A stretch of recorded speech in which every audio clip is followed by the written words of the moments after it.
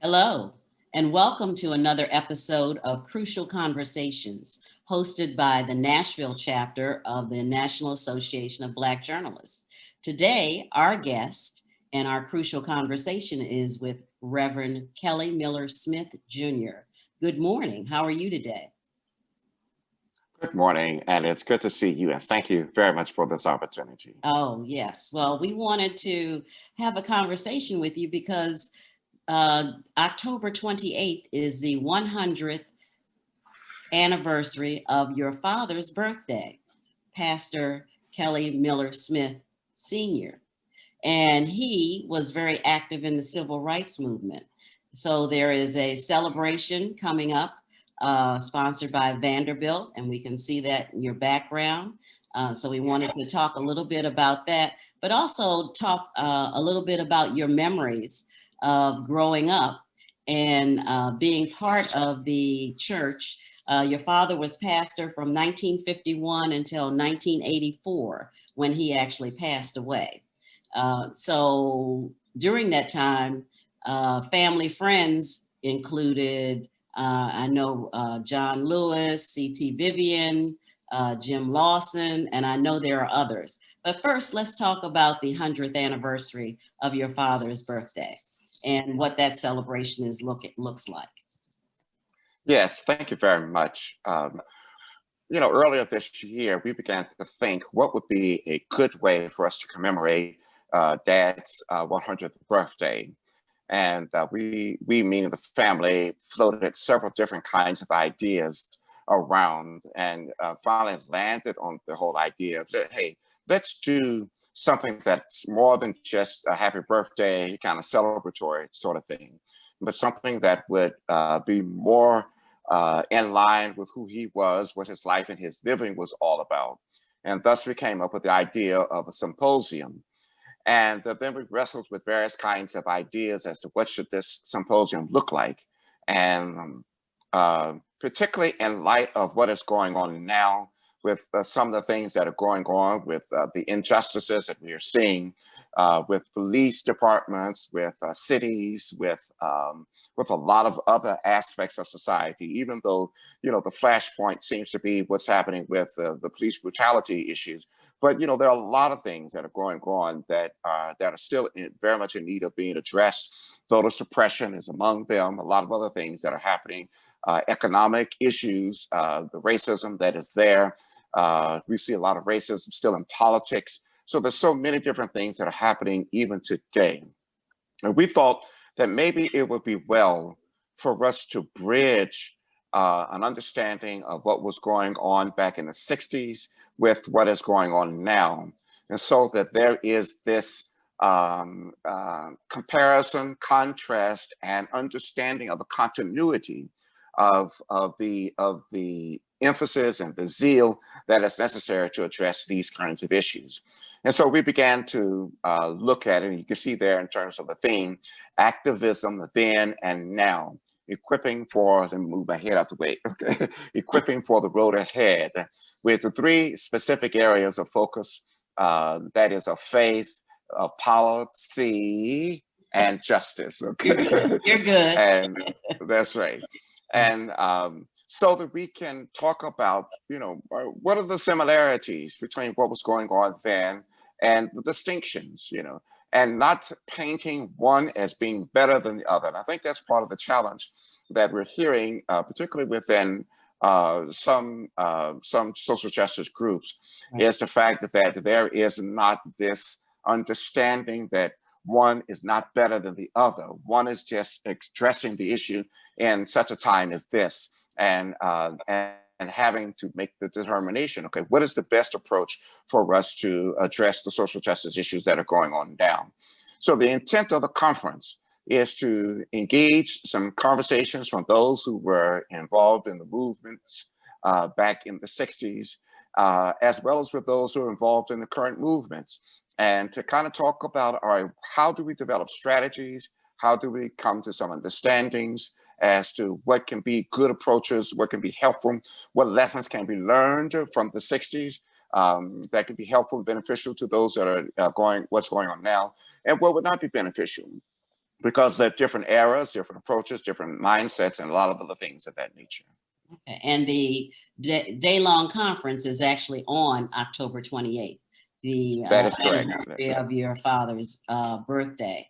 Now, who Yeah. are, I've looked at the agenda for the day. So you have different speakers during the course of the day. And can you tell us a little bit more about who those speakers are, who you hope to be? Sure.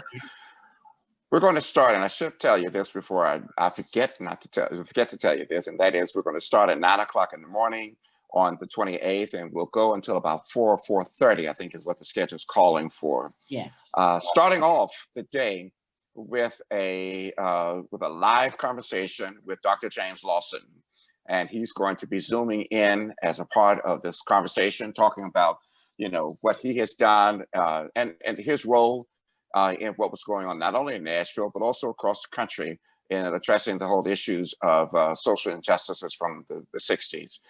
Many of you may recall James Lawson from his reflections at the funeral of Representative John Lewis, Yes. and very specifically hitting the nail on the head, not only in terms of Nashville's involvement, but also my dad's involvement with what was going on during that time. Then shortly after that, we're going into a conversation that's going on between Andy Young, the Honorable Andy Young, who was the UN ambassador as well as the mayor of Atlanta, and one of the very close associates with Dr. Martin Luther King Jr. And so we've got a conversation with him that is going to be shared as a part of this, and he's talking about one of the things people do not really know about Andy Young, and I think he shares it and he does share it in his conversation, the fact that Andy really was not getting involved in the civil rights movement of the 60s, but it was his watching on TV. He and his wife were in New York City, I think he tells the story, and watching on TV as to what are, what is called the white papers, the Nashville sit-in movement. And it's, as a matter of fact, you can find that online. My father was narrating it, and he was talking about what was going on in Nashville in terms of desegregating the lunchroom counters. And Andy and his wife looked at each other after they watched that documentary, excuse me, and said, we need to go back south. And they came south and got involved, and they didn't know where they were going. They didn't know, they didn't have any job, they didn't have anything, but they just realized they needed to go back to the South, and found himself re-engaging in some things that were going on, working with Dr. Martin Luther King Jr. But the impetus for Andy Young was the fact that he heard this documentary about the Nashville sit-in movement and saw that my dad was narrating it, and said, we've got to do something in regards to that. Oh, and so we have other speakers throughout the day. Yeah, we have a panel, and that's going to be with Dr. Bernard Lafayette. It's going to be with Tracy Blackman, who is very much involved in issues of social justice, as well as Dr. Freddie Haynes, who is pastor of the Friendship West Baptist Church in Dallas, Texas. And then so each day, I mean, the day is divided up into 3 parts. Right. There'll be the faith part initially, policy part, and the second part, which is where Andy Young will be speaking. And then the justice part would actually be involving a lot of local persons who are involved in the movement of today. So there'll be some panels, and they'll be intermingled with some other things throughout the course of the day. Well, this will be a great way for young people, especially, to learn about what went on in the 60s, and then also figure out what role can I play today. That's correct. In terms of what's going on. Now, you're actually kicking off the week on Sunday, October 25th, with a sermon that your father preached. Can you give us a little bit of, about the sermon? And what was the, I guess, the tone of the sermon, and why you chose this one? We're beginning the commemoration, as you stated, on Sunday as a part of our worship service at First Baptist Church, Capitol Hill, where I serve as the pastor. My dad served as pastor for 33 years. And in all honesty, I'm still vacillating between a couple of sermons as to what it is we're going to share with the people, And probably what we're going to do is to play one of them, and then the other one we'll simply post on our website. We have a website called the Kelly Miller Smith Foundation.org, and maybe post that and some other sermons of his there as well. So, but the intent is to find a message that can still be relevant for today. So my intent is not for it to be just a nostalgic moment where, you know, they can hear him preaching, but okay, what are these words? What are words that can be pertinent for people to hear as a part of their own worship on Sunday? And so that is why I'm vacillating between the two, but I will make up my mind very soon so that we can make sure we get it in the proper queue. Right. There'll be some other things that will be done in commemoration of his birthday. The city is going to be doing some things and some other things that we'll have. So it'll be a different kind of service than what we would traditionally have on Sunday mornings. Okay. And we've been talking about the conference on October 28th. How can people, and it's open to the public, Yes. on a Zoom call, it's a virtual conference, but how can people get involved should they like to? Good.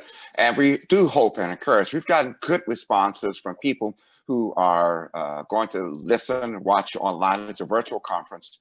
You can either go through the Vanderbilt Divinity School website, or the easiest way to connect is through, again, the Kelly Miller Smith Foundation .org website. And you can see a link there to tell you how to connect to the conference. Again, we do encourage you to register so that you can have access to it. You can sign in, sign off as your day will permit, and to listen to which parts which are most helpful to you. But we do hope that people will register, and that in their registering that they will be able to benefit from this.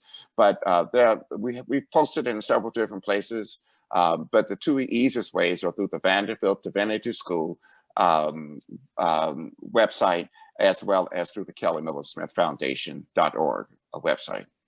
And lastly, I'd like to ask you to give us your reflections on your father's role in the civil rights movement in the 60s, and what was going on in Nashville, and what role he played.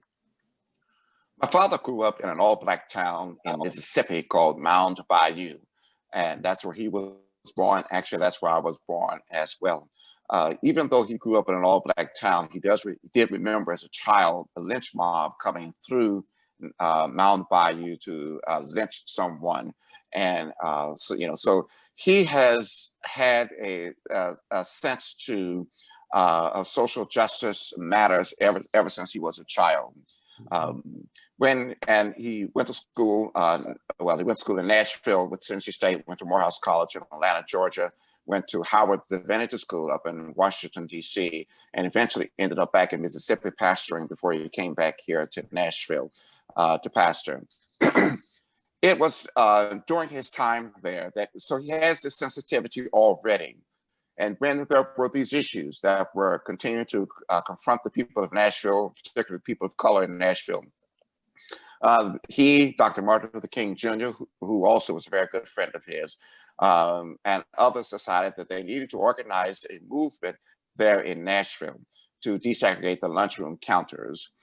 Dr. James Lawson mentioned in his reflections at Representative Lewis's funeral about the fact that actually John Lewis was not even going to be involved in the movement, except for the fact that he was a student of my father, and my father saw something in John Lewis that said, listen, John, why don't you come to this meeting as we'll talk about the whole business of desegregation. And that is how John got involved in what was the center movements there, eventually being a freedom writer, and as one magazine called him once, a living saint. And so my father was very instrumental in terms of connecting people, brought James Lawson to Nashville, brought Martin Luther King Jr. to Nashville, brought John Lewis to get involved in the movement. And he himself was very much instrumental in that. As I mentioned, also the documentary, the white papers of the sit-in movement, the Nashville sit-in movement, which he was the moderator, well, the narrator for that. And so his involvement was something that grew out of his calling to ministry. He felt this is what you do as a minister. This is what you do as a prophet of God. And he had his own level of threats. We had our threats growing up.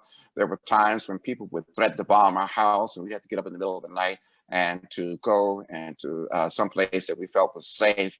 We never had our home blown up, but there were bombs that were cast at various places in the city of Nashville, at an elementary school, at an attorney's house, and other places as well. So it was not an easy life for us. And sometimes we look at what was going on back in the 60s as being, now we look at it with glamour and with gleam in our eyes.